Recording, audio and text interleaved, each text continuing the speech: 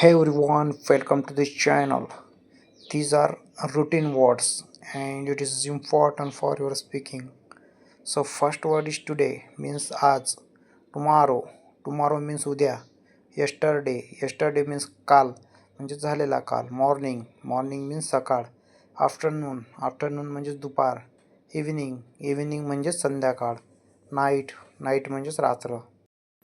Day means दिवस, week means आठवडा, month means महिना, year means वर्ष, always means नेहमी, sometimes means कधी कधी, never म्हणजेच कधीच नाही, soon म्हणजे लवकरच, late म्हणजे उशिरा, early म्हणजे लवकर, now म्हणजे आत्ता, then म्हणजेच मग किंवा नंतर, daily म्हणजेच दररोज.